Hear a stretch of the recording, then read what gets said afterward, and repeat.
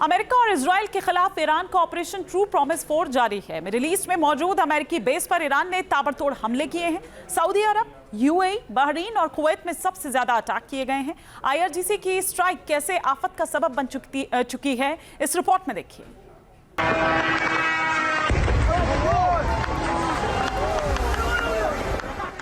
Middle east में Iran के हमलों से बिगड़े हालात। मिसाइल और ड्रोन अटैक से खाड़ी के देशों में मची खलबली।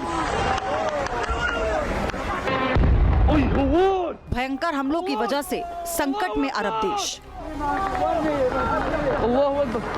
ड्रोन ने सटीक हमला किया और जोरदार ब्लास्ट हुआ। इराक के इरबिल का ये वीडियो विनाशकारी जंग का सबसे नया सबूत है।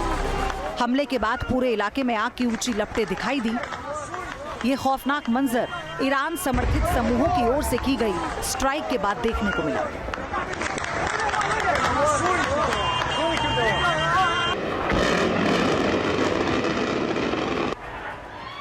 इराक के इरबिल में अमेरिकी एम्बेसी पर रॉकेट और ड्रोन से अटैक किया गया।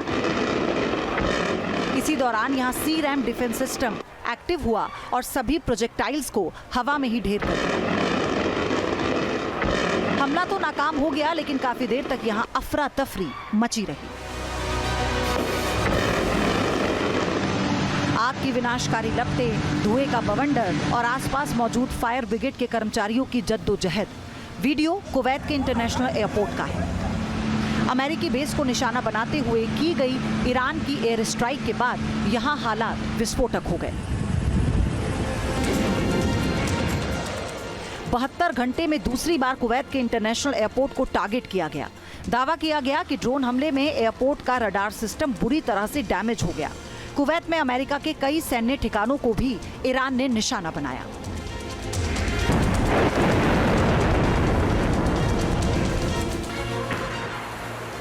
मिडिल ईस्ट में संघर्ष की वजह से हालात खतरनाक होते जा रहे हैं।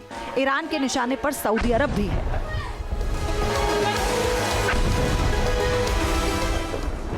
प्रिंस सुल्तान एयरबेस पर टारगेटेड मिसाइल अटैक किया गया, जिसमें अमेरिकी वायुसेना के E-3 सेंट्री, अवाक्स विमान और कई एरियल रिफ्यूलिंग प्लेन बुरी तरह से डैमेज हो गए। कुछ रिपोर्ट्स में अमेरिकी सैनिकों के घायल होने की बात भी कही जा रही है।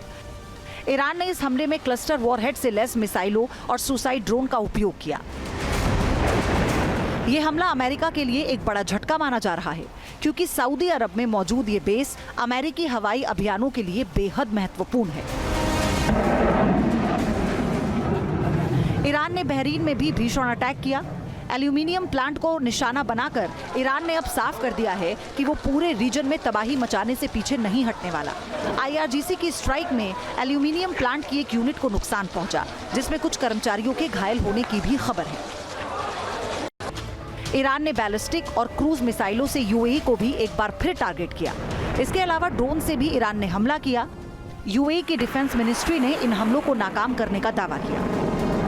बहरीन और यूएई में हुए हमलों के बाद आईआरजीसी ने इसकी जिम्मेदारी ली है।